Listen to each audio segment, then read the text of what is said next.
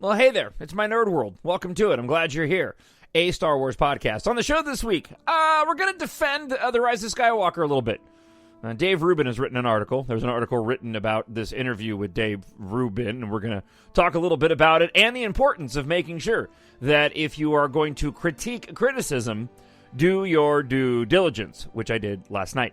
Also, continuing with Rewatching, we're going to talk about A New Hope from a very personal angle. It's going to be less about the making of the film and more about my experience and what this movie did in capturing the cultural zeitgeist and becoming what we know today of Star Wars, plus your listener feedback. Remember, go to mynerdworld.net. It's been completely revamped. You can find out about all things about the podcast. Also, the EMBARK science fiction trilogy, which is now complete, written by yours truly. We'll talk a little bit more about that, as we always do on the show later on in the show. And then stick around. After the show finishes, I have... I'm looking for some help. And perhaps you listening are the ones that can help me out. So again, stick around until after the show is over and find out what it is that I'm talking about. It's an instinct. A feeling. The Force brought us together.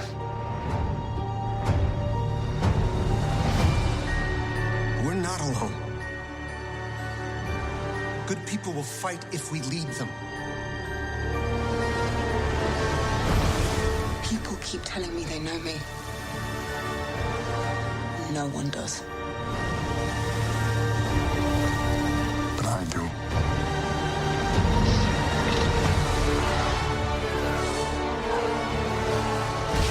Long have I waited.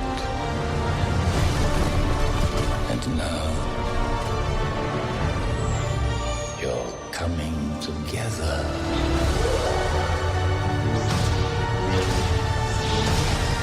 Is your undoing.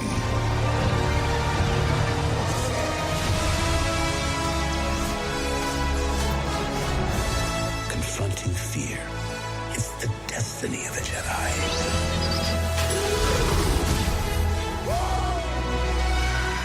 Your destiny.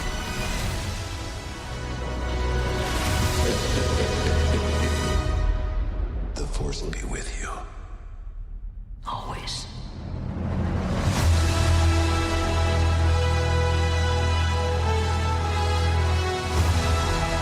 My Nerd World.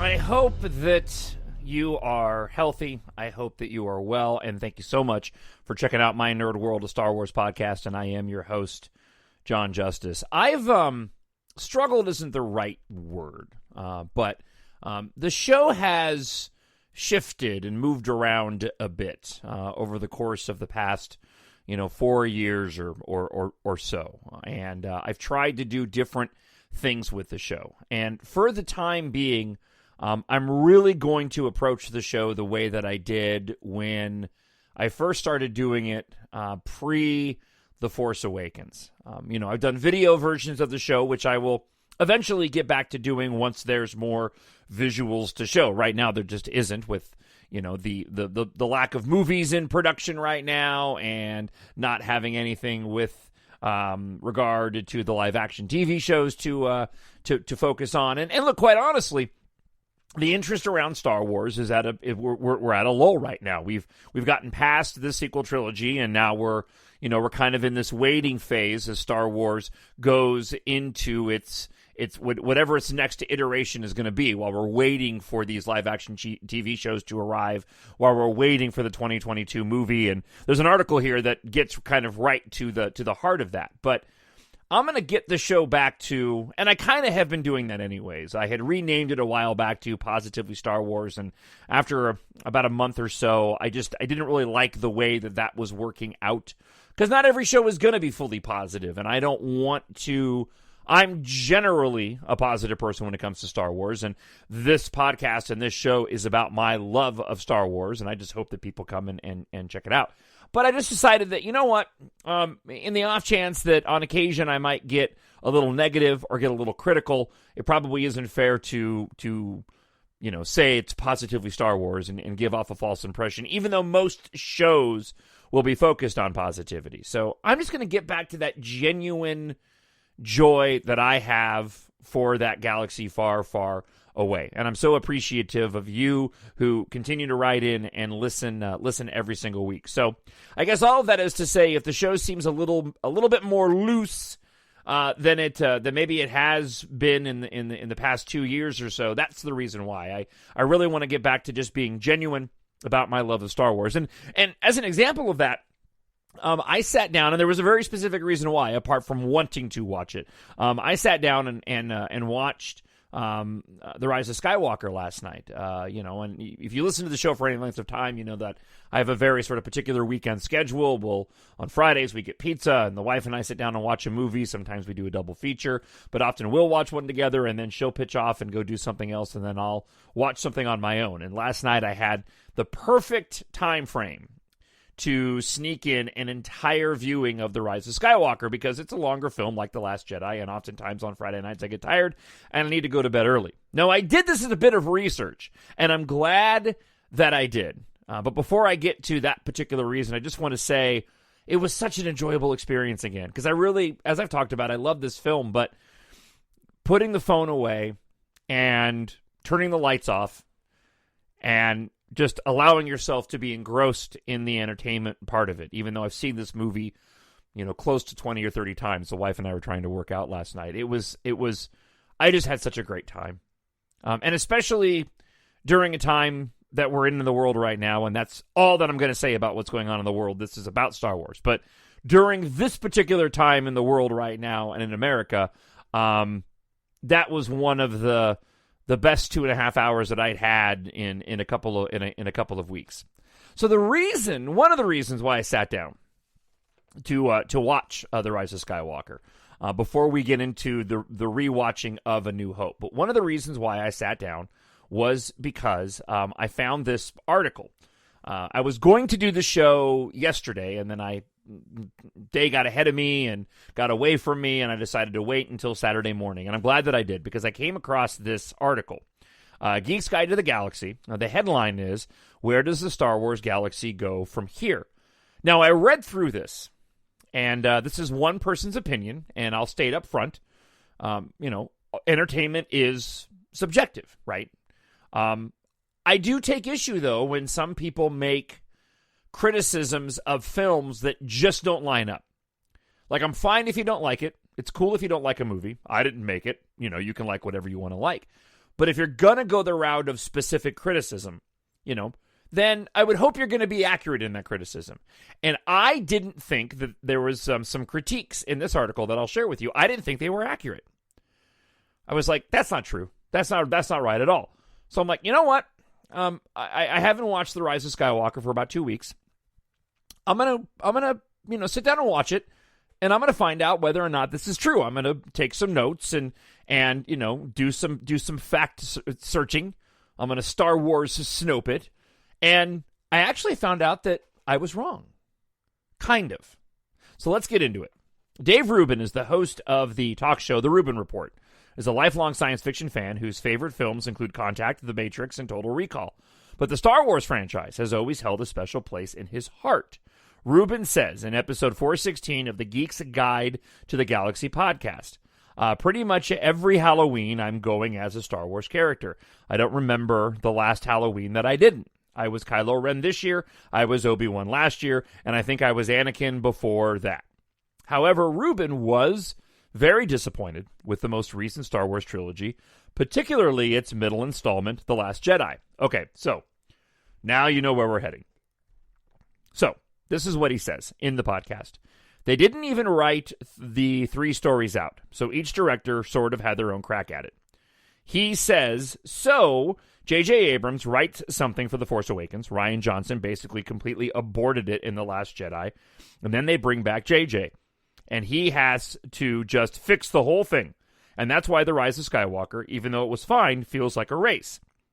There was never a moment to breathe in it, because he's just trying to patch up the ship before it sinks. Okay, so, first off, let's put in, before we go any further, let's put in a bit of the subjectivity of this, right? Art is subjective. Everybody's going to have their own particular views on particular films, okay? That being said, my view is completely different than Dave Rubin's. This idea that Rian Johnson basically completely aborted The Last Jedi, I completely disagree with that. I don't see in any way, shape, or form how anything in The Last Jedi in The Last Jedi aborted anything from The Force Awakens. And that's actually why I really love this trilogy, is that both The Force Awakens and The Last Jedi, the way that they ended to set up for the next film, left it very open-ended. The most important thread in this sequel trilogy is Kylo Ren and Rey, right? And what did Rian Johnson do? Rian Johnson took the crumbs that J.J. Abrams and Lawrence Kasdan did in The Force Awakens. And this, again, all subjective. You might disagree. This is my opinion, all right? Before those of you that don't like The Last Jedi listen are going, no, just, okay, we're going to disagree. Because I disagree with Dave Rubin, but he's entitled to his opinion. This is mine. In my opinion, Rian Johnson took those little crumbs of Reylo and then really, really played on it and set it up in The Last Jedi for the big payoff that we got in The Rise of Skywalker. We actually ended up seeing the connection between these two characters. I failed to see how that is aborting anything that J.J. Abrams did. J.J. Abrams was the one who isolated Luke on that island. That was not Rian Johnson. And that was originally George Lucas's idea. So I know there's a lot of people that obviously do not like the direction that Luke Skywalker went in with The Last Jedi. And it's probably one of the core criticisms that you hear from a lot of, longtime fans of Luke Skywalker, that he wouldn't act that way. And I certainly can understand why you would have that opinion. I don't. I look at it differently, because we all go through phases in our lives. And as we get older, we are not the young individuals, right, that we once were. Things change. Dynamics change. And much of Luke's journey in The Last Jedi was echoed, is an echoing of the way that he acted in the original trilogy. Tossing the lightsaber aside. He did that at the end of Return of the Jedi in front of the Emperor. He does it again at the beginning of The Last Jedi, but for different reasons, right? He had to be on that island for a particular reason. He didn't just go there, right, for nothing. He didn't just... The beginning of The Force Awakens starts with, Luke Skywalker has vanished. You don't do that if you're all hunky-dory and you're Mr. Strong Jedi. And so it cracks me up a bit. And I'm making assumptions that this is what Dave Rubin is talking about. I'm just looking at the main A, B, and C plots here. Sort of your Luke, your Reylo, and then you get to your Finn, right? He had to be on that island for a reason. He vanished for a reason. Somebody who's doing great in life doesn't just vanish and banish themselves off to an island. So all Rian Johnson did was pick up those crumbs and made a meal out of it. And when it comes to Finn, I am still very much of the opinion that Rian Johnson gave Finn a really great arc, and he's a huge part of The Last Jedi. It cracks me up when even John Boyega himself kind of alludes to the fact that he felt sidelined in, he never says it directly, but he said he felt sidelined in The Last Jedi. And that's, again, it's cool if the guy who's starring in the movie doesn't particularly care for the take that the director gave him, but the reality is, right, Mark Hamill didn't either. But I'm kind of curious as to what else it would have been. Rey to show up and Luke to be like, cool, I've just been hanging out here to get back into the fight all by myself, vanishing for all these years and hiding myself away, not telling anybody where I was, but I'm glad you found me, let's go at it. That doesn't make any sense to me. And again, getting back to Finn, I thought that his storyline was great. He had his own sidebar plot, right? Very much like Obi-Wan Kenobi did in Attack of the Clones. Going off to Kamino to learn about, the army that was made in secret. Finn and Rose go on this fun adventure, off to Canto Bight, and they've got a bunch of action sequences, and So again, I just don't agree. All right, let's get into a little bit more of this. And this idea that J.J. Abrams has to fix the whole thing, and that's why The Rise of Skywalker, even though it's fine, felt like a race. Again, The Rise of Skywalker felt like a race because that's what J.J. Abrams does. All his movies feel that way. That's why I love them. They're infinitely rewatchable. And watching The Rise of Skywalker, even last night, there were a couple times when I wanted to get up to go and grab a snack or grab a drink or go use the restroom. And oftentimes I'll leave the movie running, especially if it's late at night because I don't want to stay up later. And I'll pick a scene that I don't particularly need to see.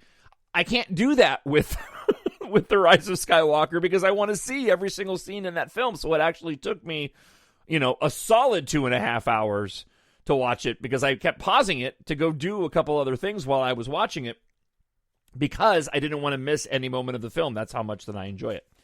All right, getting back to this. There was never a moment to breathe because he's just trying to patch up the ship before it sinks. At this point in time, if you're of that mentality, then it's gonna feed everything else that you watch of the film, right? If that's where you've landed. Rubin is hardly alone in feeling that Star Wars is off track. The fan base is highly fractured, and many of the recent directors seem dispirited. In a way, you can feel that there's a certain death of Star Wars right now, Rubin says. I just completely disagree. I'm just sort of beat with these things. Even The Mandalorian, I liked The Mandalorian, but I don't think it was great. Okay, so Rubin's just got a problem with the Star Wars Disney era in and of itself that I completely disagree with. All right, so he talks a little bit about Revenge of the Sith. One of the things that I've been talking about over the past couple of years related to politics is that the Star Wars prequels are actually a really great political story about the culmination of power. The accumulation, holy cow, it's early in the morning. Accumulation, culmination, I don't even know what that word is. The accumulation of power. Because what does Palpatine do? First, by becoming senator, and then by becoming chancellor, and then becoming the emperor. He starts a war and plays both sides against each other until he has enough power. And then what does he do? He shuts down one of the sides. That's what Revenge of the Sith is all about. And the story of Anakin Skywalker becoming Darth Vader is in the midst of that. That's actually a secondary story to what was an incredible sort of opera about power. Okay, yeah, I have no disagreement with that. And that's mostly just sort of, this is what the movie's about, and less about opinion. But yeah, I don't really particularly have an issue with that. All right. Then he gets back to The Rise of Skywalker, and this is what prompted me to go and use it as an excuse to watch the movie last night. And I was wrong about a couple of things, and I will explain. He says this, Dave Rubin says this about The Rise of Skywalker. Every time you have an emotional moment, they take it away from you. You think Chewie dies in that crash, that Rey causes that crash by using Force lightning. What a powerful moment. They kill Chewie and who everyone loves, and it was done by Rey. And it's the first time you've seen her use Force lightning. That's a powerful thing. Then what do they do 2 minutes later? Oh, you find out he's alive. C-3po with the memory loss. That's the killing of C-3po. That's pretty powerful. What do they do 5 minutes later? He's getting some of his memory back. When I watched The Rise of Skywalker a second time, I had no expectations anymore, but in many ways I liked it less, because now you watch the Chewie thing, and you know what's going to happen, and there's no meaningful emotion attached to it. Okay, so let's work off this last statement, and then I'll go back to the beginning.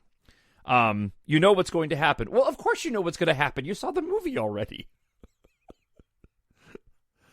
And the emotional part of it wasn't focused on Chewie dying as it was as much Rey being the one who did it. And this is my point. So let's go back. Both of these things I had an issue with because I thought he was straight up wrong. Originally, when I read that, I go, no, we don't find out Chewbacca is still alive for like 20 minutes later. Rey blows up the ship. They leave. We see them on the asteroid, in the asteroid belt. They have the conversation about how they need to go to Kijimi. They go to Kijimi. They're around the city. Then they meet up with Zori Bliss. Then they get to the crew hangout. Then they do the mind thing, and it is until after the mind thing with C-3PO. And then we find out when Kylo Ren's Star Destroyer shows up, Rey senses Chewie. And I'm like, that's a long period of time. That's not 2 minutes. And it's the same thing with C-3PO too. I'm like, no, C-3PO gets his mind wiped. He doesn't get it back until close to the end of the film, which again is like almost another 35, 40 minutes. So I went and I watched it last night, and I actually found out that Dave Rubin was partly right. There was a scene that I had missed.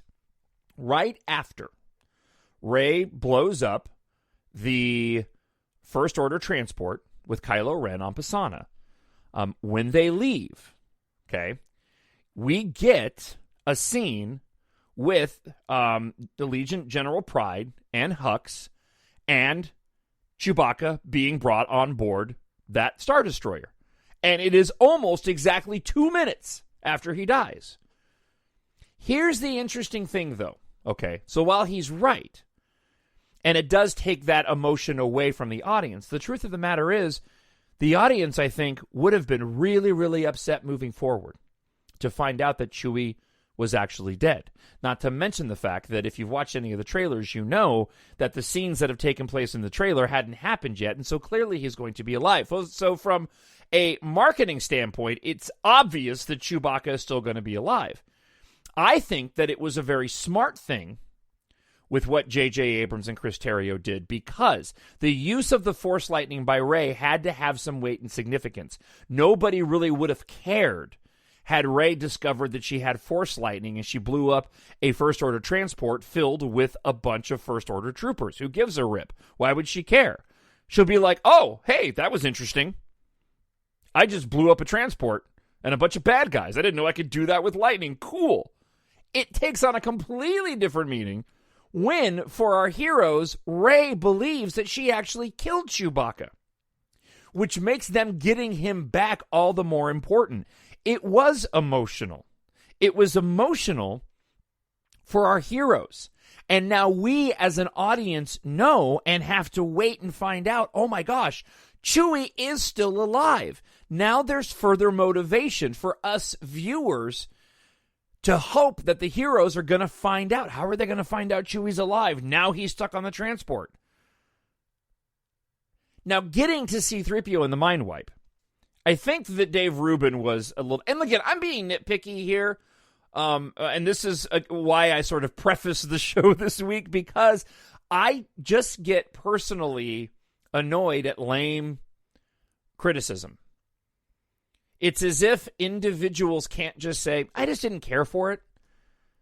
And it's cool if you want to lay out like specific reasons on the show, and we've talked about that. I've been asked a lot of questions about the criticism of The Rise of Skywalker, and I think there is some legitimate subjective criticism there. But with Dave Rubin and these types of comments, you completely dismiss. If you're going to pick on something like taking away an emotional moment, there's no emotion in the film.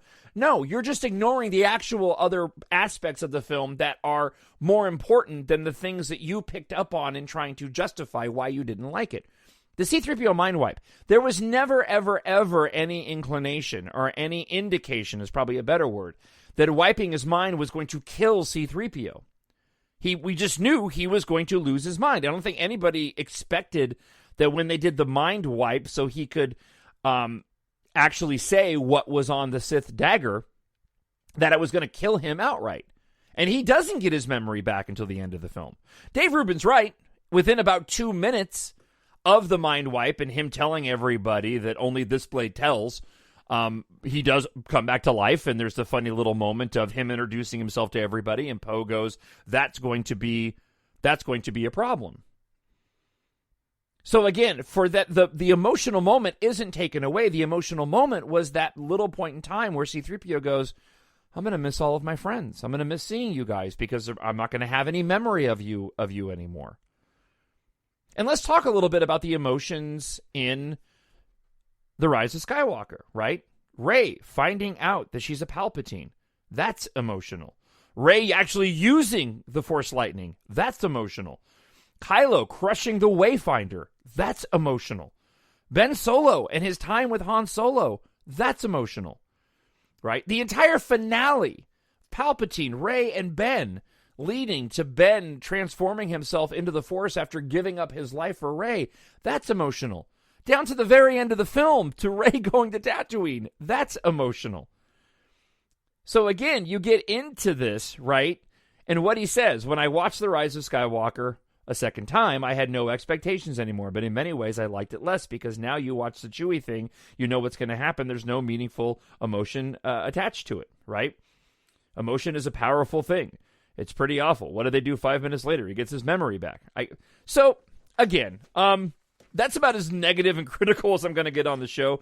And it's cool if Dave Rubin doesn't like Star Wars. But be that as it may, in my opinion, this is a very good example of the world that we live in right now, where everybody is able to, you've got hundreds of podcasts out there and everybody's able to go and put out their thoughts and opinions on a moment's notice. And there is a part of the magic of Star Wars, and this is going to transition really nicely as we get into the rewatching portion of this week's show.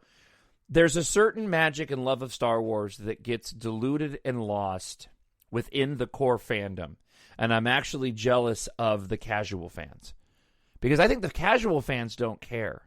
The casual fans. Now, it's not to say that hardcore fans can't. I'll differentiate here in just a moment. But casual fans are in a better position to just go and enjoy it for what it is. I've said this many times on recent shows, and that is, if you were really being, intellectually honest, you could go back and completely rip apart and shred the original trilogy for all kinds of inconsistencies. But we don't, because a lot of us were younger when we saw those. We didn't have the internet. We didn't have social networking to share every single thought that pops into our head on a moment's notice. We just loved it for what it is. And now we're in this place where there's a certain part of the magic that just gets lost because fans now share those moments at any point in time. YouTube videos are built and money is made off of criticism of these movies. You've seen it happen firsthand of individuals who have changed their tune because they know they can get more views if they talk negative about The Last Jedi. Still to this day, channels like Mike Zero that'll just go out there and blatantly lie. Just lie to get clicks, to spread misinformation, disinformation, right? And to gin up anger within the community. It really, really is. It really is unfortunate. So on occasion, I'll take a moment and I'll see a piece like this and I'll talk about it on the show to offer up, sort of my defense over this. And again, Dave Rubin is absolutely 100% entitled to his opinion. I just absolutely 100% disagree with it because I love these films. This is not going to go the way you think. Now we get to rewatching, picking back up where we left off after looking at the prequel movies, and we start off here with the rewatching of the original trilogy and A New Hope.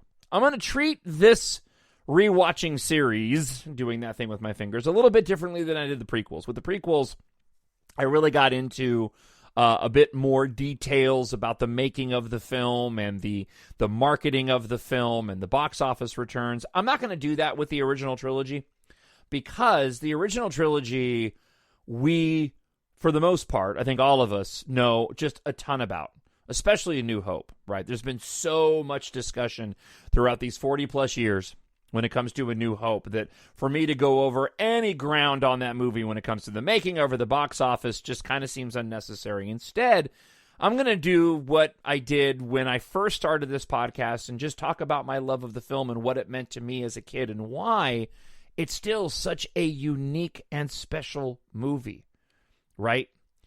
This film still has a magic to it beyond the nostalgia. And even though it's slower paced, right, than most any other Star Wars movie, it still moves and it never lags. And I'm convinced that A New Hope does this. And again, this is all subjective. This is my opinion watching the movie. My children, Kyle watching that film probably won't be nearly as interested in it as I am, because I still have that attachment and wonder of when I was 5 years old going to see this with my father in Rosemead, California.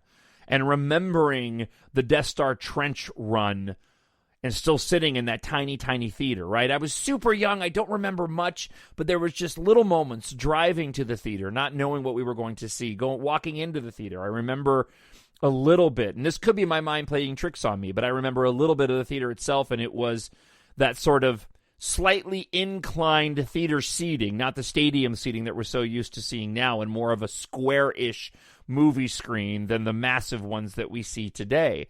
But I'll never forget certain visuals that I took from that movie, the Death Star trench run being one of them. Obi-Wan Kenobi turning off the tractor beam inside the Death Star and turning down those dials. And the movie is paced slower than any other Star Wars movie.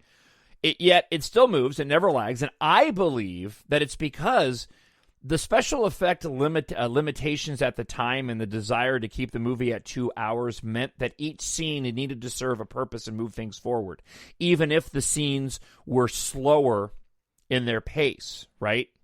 Especially, it's very much paced like a 70s film.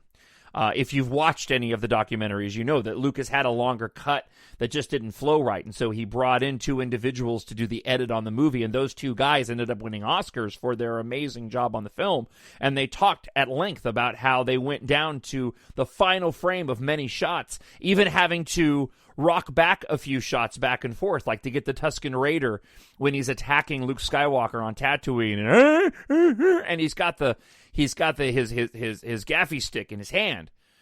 He only shook it once. They rocked the frame back and forth and reversed it to get him to shake it a few times. And it's a skill that I don't think that they were trying to sort of zero in on. It just happened to be that way. But this idea that each scene needed to serve a purpose and needed to move things forward. And that's why A New Hope, even though it is over 40 years old, is still completely rewatchable and still just as much fun to watch because it doesn't ever seem to slow down. In my opinion, that's the same skill that J.J. Abrams has in what he did with The Force Awakens and with The Rise of Skywalker. You find it less so in The Last Jedi, right? And this is not a criticism of The Last Jedi, but it is sort of to point out just how different and unique that film is. The Last Jedi has moments in there where it breathes a bit, right? That's not to say that the scenes don't serve a purpose, but you could trim out a lot from that movie and make it and have its pace be a lot faster than what it is. I'm fine with it, and I think that the movie is very special in that it's got more of an artistic feel to it, more like The Empire Strikes Back does, right? This is the Last Jedi, and there are scenes in it again that I think you could trim up and cut, but I enjoy those because you're taking in a meal and you're really absorbing it. The Force Awakens and The Rise of Skywalker, in my opinion, are just pure Star Wars entertainment, and very similar in the way that they handle the shots. In every shot has a very particular meaning and a purpose, and to get the movie, going. And even Lawrence Kasdan, in the making of The Force Awakens, said, that the film really, really cooks. It just moves, and it does, and so does The Rise of Skywalker. And I love both of those films for it. Watching The Rise of Skywalker last night, I was shocked that it still is almost 2 hours and 20 minutes long, and it does not feel like it's 2 hours and 20 minutes long. Star Wars was A New Hope when we were kids. It was, and you've heard this so many times, it was just something so unique and so different, and it was the first viral thing the planet ever experienced, in my opinion. I'll never forget growing up and playing trash compactor with my buddies and wrapping pool hoses around ourselves as we fell into the pool, and we were playing the characters. We were the characters were us, and it was just so different. George Lucas was brilliant and brave in thrusting the audience into this universe and then just allowing the viewer to go and work it out. When I went to write my EMBARK series, I thought about doing that, and I thought about just sort of thrusting everybody into this world and letting people figure it out, and maybe I should have, right? One of the chief criticisms and why I went back and did an edit of book 1, and right now the version that's available online at mynerdworld.net as a second edition is because I put a lot of exposition in the front of that book. I wasn't brave enough to just thrust the reader into this universe, but there's a part of me too that wanted to world build, right? George Lucas didn't do that, man. He did an opening crawl. And the opening crawl just set the stage, and we're just like, all right, those are spaceships. That spaceship is attacking that spaceship. Apparently, they can fly and float in the air. We don't know how, but I don't care. That doesn't look very aerodynamic, but whatevs. We'll just go along with it. Oh, and there's a Senate somewhere else. Oh, okay. Oh, and there were Clone Wars. Oh, that's cool. All right. Oh, and there was a battle that took place before this movie even started. So we're entering into the story as it's already begun, which is amazing because years down the line, we end up getting Rogue One because of that. You cannot dismiss or discount the genius of what George Lucas did in that very thing right there. Not wasting any time setting up the universe. Here's your crawl. We're in the line itself, the opening line of "A long time ago in a galaxy far, far away." Genius. Those words just, okay, cool. So this is not happening right now, and it's happening really far away from where we are, where there is apparently a completely different set of rules, and we just go along with it because it's so damn entertaining. We talk a lot, fans talk a lot, friends talk a lot about what's your favorite Star Wars movie? Which one do you love the most, And you go back and forth, and I've said this so many times in the show, but really for me, it just depends on my mood and the year and what's out right now. What's your favorite trilogy? Well, if you ask me right now today, I'd say currently my desert island discs of a trilogy, if I could pick one trilogy, it would be the sequel trilogy, because that's what I really enjoy right now. The modern storytelling and myth-making in the 2000s of Star Wars, right?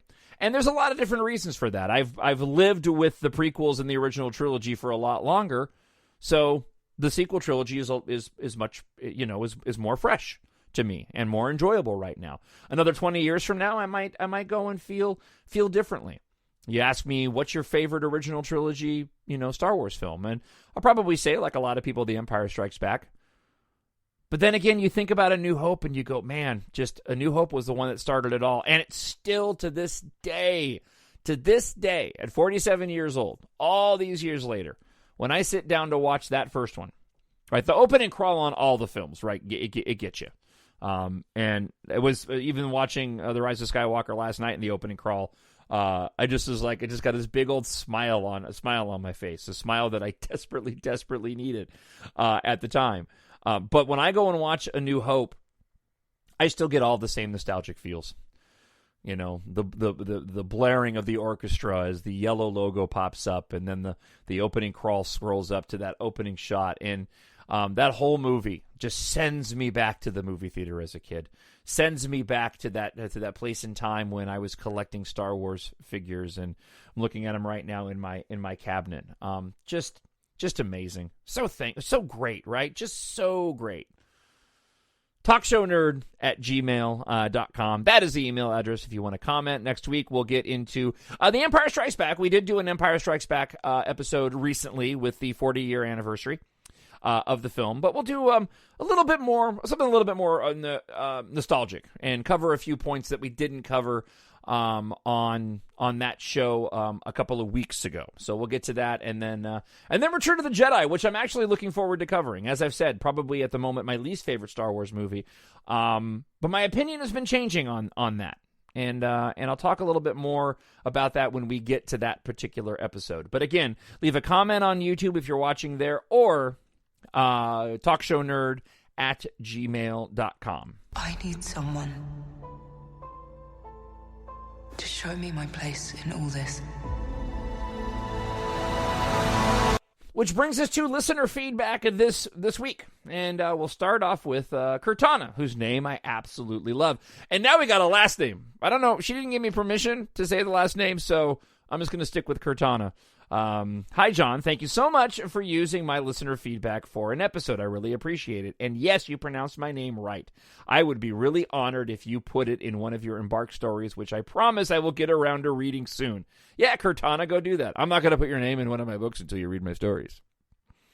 I just love that. You know what I love about it? She wraps up with, thank you so much and have a great day. I like the name Cortana, and I like that Cortana character from the Halo series, but I like the spin on it. I'm big on that. If you've read the EMBARK trilogy, you'll know. I'm really, really big on what I kind of refer to as riffs. I like taking existing things and sort of riffing on them and sort of remixing them and being open and honest about that, right? I was obviously inspired by Star Wars when writing my EMBARK series. I wanted it to be a riff on the fun of Star Wars without being Star Wars. I wanted it to have the lived-in feel without copying what Star Wars did, and I specifically made it Earth-based for that reason. You know, what would happen if we cross Fast and Furious with Star Wars, but we ground things in a future reality that could possibly exist and started off on Earth, right? So Cortana reminds me of Cortana, but not being that, and I really, really dig that. So thank you, Cortana. I appreciate it. And you don't have to read my stories for me to put your name in there. I did add it to a list, though. I have a list of names that I use I have a list of names that I can kind of pull from. Just when they kind of strike me, I jot them down for future stories. I've got one, and I'll share it with you right now. So this will just be a special thing for you. I don't think anybody else is going to care. And it's not like it's a big secret. But I've got an idea for a character that's going to be most likely in Book 5. So Book 4 is the spinoff story, of which I'm right in the middle of doing the cover art for, and I'm so excited about. If you've read The Vanishing War, Book 3, you already know what the story is because the title is in the back of the book. But I've got a character for the next saga book, which will essentially be Book 5, and it's not. And I may have mentioned this before. I don't think I have. So it's Knot, and then the last name is Knaught. So not. I just think that's, and again, it's kind of a riff on Ugnaught, but I just think it's funny. My name's not, but my friends call me Not. That makes me laugh. All right. Friend of the show, Patrick, Darth Menace, writes this. John, after catching up now with the past 2 months of show, I have to say, as most do, I love the positivity. It's always great to hear it in your voice. Since you asked for questions on future show ideas, sans news breaking, might I suggest that once you've wrapped up rewatching of the remaining movies, that you do a rewatch deep dive into the final season of the Clone Wars, especially those last 4 episodes. I would love to hear a deep dive on that. I've got it on my list. Just those last 4 episodes of the Clone Wars I'm planning on doing over the course of 4 episodes. We'll do that after I do the sequel trilogy. And I've got some things that I'm going to do with the sequel trilogy that go back to Cortana, actually. I have her email highlighted in bold on my podcast notes to go back and talk about the love of the sequel trilogy in the midst of the toxic fandom and answering some of the bigger criticisms of that. That'll all be a part of the rewatching of the sequel trilogy. But then I will do those 4 episodes of the Clone Wars. So thank you, Patrick. I appreciate the email. All right, JOB writes this. Thoughts on friendship, fandom, and life. Friendship and bonding is forged through same or similar experience and or trials, adversity. The same boiling water that softens a potato hardens an egg. We are seeing what people, individual and the fandom, are made of through the adversity we are going through. We see this throughout the Star Wars saga. Each of us are on our own hero's journey. Mine has led me to Jesus. As I write this, I realize I am both potato and egg at all times. Nice. I dig it. When I rely on myself, I will break. When I rely on God's strength, he will carry me through the trials. When Luke tells Rey, this isn't going to go the way you think, it cuts me to my core. That's life. We think it should be one way, or we think we deserve something, and then surprised or hurt when it doesn't go that way. God doesn't give us what we want. He gives us what we need. We are all going through so many trials and tribulations every day, especially right now. Is that going to draw you closer to God, God's strength, or push you away your strength? If you're upset about the way the sequel trilogy went, maybe it's you and not the movies. Leave your expectations at the door and find the amazing story that is the sequel trilogy. JOB, I couldn't agree more. And for those who listen to the show that aren't religious, let me just say up front, thank you for allowing, and I do say allowing, right? Because I don't want to violate any expectations of the listener, but I've always tried to be as genuine, as authentic as I can with my own faith and belief in Jesus Christ as well. I don't ever want to be a Bible thumper because I think oftentimes that turns people off. But if that's not your belief system, that's cool. I totally have no problem with that. And if you want to email me and share a different perspective, not centered around Christ, feel free to go and do that. And I just want to say thank you. I thank you for listening to the show and continuing to listen, because that, especially during these times, I think it's important that we're just open and honest with each other. And again, that accepting of people of who they are, because I know oftentimes it can be controversial. All right. Friend of the show, Miranda, writes this. For the last few years, I've been very invested in paying very close attention to what has been going on in the current state of Star Wars, more than I've ever had in my life. I like a lot of people to the ends of the earth to have criticized the fandom, the way they talk to each other, treat one another, the never-ending tribalism that goes on, the rage, the bullying, the holier-than-thou attitude, and the need to be rude to someone when it comes to opinions. Case in point. But despite that, I have made or have had the pleasure of coming across some great people too. And whether it's you or AT-AT or Girls with Sabers that do podcasts or other content, or even a random person in a comment section from one of those channels I speak to every now and then or find some things in common with. There are even folks on other channels I don't view or comment as often, but I respect what they do. I see them as good people, that they speak their mind, and they're more interested in being passionate and not to drink the clickbait Kool-Aid that is just getting repetitive at this point. Basically, I'm respectful, or make a point to be respectful to everyone and to be myself, as I've said in another comment not so long ago. I think we as a fandom, we should do more to be better to each other and treat others the way that you would treat your favorite character in real life, or better yet, be respectful in the way we would respect Obi-Wan Kenobi or Master Yoda. We can do better. And seeing where we are currently in the state of the world, this should be a time where we come together and not let our differences get in the way.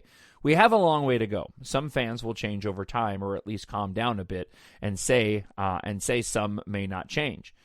To all the friends out there and all the amazing, hardworking content creators that do what they do to bring happiness to others, including you, thank you. Thank you. And one last thing. I finally got my first Baby Yoda plushie, and it's only been 3 days, and I love him so much. I got a small Baby Yoda. It's more of a maquette. The arms move and the head moves. It's probably about half the size of what Baby Yoda actually is, and I absolutely love it too. I want to comment on a couple of things that Miranda said, but before I do, let me read one more email this week, and it's Aunt Vesuvi, friend of the show. I'm glad to hear you and your family are well, John. Hugs indeed. I am your friend through our appreciation of all things Star Wars, as well as our shared appeal for unity and peace for all humankind. Okay, and this dovetails nicely into what I want to wrap the show up with. And again, hang out past the Obi-Wan Kenobi closure, because I have a question for you guys, real quick. So let me say this: we're a lot more unified than we think. The fans that respect one another are always going to respect one another. The fans that aren't. And I know that's really simplifying it, but, and I don't want to get specific on anything. I just want to say this up front. If we just focused on the individuals responsible for bad behavior, and let's keep it in the Star Wars universe. If we just focused on the individuals who, the Mike Zeros of the world that lie, and they're causing problems. The other channels out there that just spew negativity, okay? Who are we supposed to unify with? Those individuals, right? And this isn't pointed at Miranda or Aunt Vesuvi or anybody else. It just is to say that when we talk about we need to come together as the fans, you're right. But I actually think we are together as fans. You see it at Star Wars Celebration, right? We're never going to be able to unify with the naysayers of Star Wars, the people that make a living off of trashing the Disney era sequel films, or the people that go on to YouTube and just blatantly go and lie. There's going to be no unifying with those. For everybody else, for the rest of us, we are all unified. We may not see it often because we're not all connected all at once. We do see it in moments like Star Wars Celebration. But I think it would be well to do to, and I know it helps me. Let me put it this way. It helps me when talking about the the toxic fandom to go, it's always going to be there, but you can choose to ignore it. You can make sure it doesn't show up on your timelines on Twitter. You can make sure that it doesn't show up on your timelines on Facebook, and you can make sure that it doesn't show up on your feeds and your recommendation and your recently updated on YouTube. If you just take a moment and put the not interested in seeing this, muting this conversation, blocking this person, right? Because then what you're left with are the individuals that can criticize one another, like I did with Dave Rubin earlier, but also sit back and go, but it's cool, man, because you know what? We're still all unified because we love Star Wars. And even though we have a difference of opinion, you're entitled to that opinion just as much as I am my opinion. And that's how things should be. And we ignore everybody else because we're never going to have unity with those other individuals. Thank you so much for checking out the show this week. We'll be back again next week with whatever news may take place between now and then. Really excited to see, by the way, for those that are planning on maybe going to Celebration, it looks like it's going to happen. Star Wars Celebration in Anaheim, the website has taken down their disclaimer. They have the countdown clock back up, and I read that Disneyland is planning on, we've completely paid for our travel plans already to go at the end of August, and it looks like Disney has begun taking reservations for the hotels again starting on July 15th. So it looks like that's going to happen. I'm hoping that I'll be able to meet a bunch of you guys if you're planning on going to Celebration in August. So I'm really, really super excited about that. All right, we'll be back again next week. Again, hang out for just a moment after Obi-Wan Kenobi talks here. I have a request for you. I have some questions. And then if you don't, that's cool. Drop me an email, talkshownerd@gmail.com, and we'll talk to you again next week where we rewatch The Empire Strikes Back and cover whatever news may have happened between now and then. The Force will be with you, always. My Nerd World. All right, thanks for hanging out to a little bit of a post show here on My Nerd World, the Star Wars podcast. And this is a request to you creative types or those that may know creative types in their life. In case you hadn't heard, I write science fiction stories. And those are available at mynerdworld.net. This is a quasi-pitch for book selling, but it's not, right? I do it every single... You get new listeners, and selling books is hard. I'll do the full pitch after I put this out there. But I am very interested in expanding the content of the EMBARK series, the trilogy, and the upcoming stories that I have. I'm very interested in expanding that content and looking at ways to tell these stories in different venues. So, if you or anybody that you know is involved in graphic novels or comic books and might be interested in content or partnering up to create more content, email me. If you or someone you know writes screenplays, I'm looking at various ways of putting together packages for different types of movie studios in an attempt to get the EMBARK trilogy option for a TV or live action series. So if you or anybody you know does screenplays, reach out to me, email me.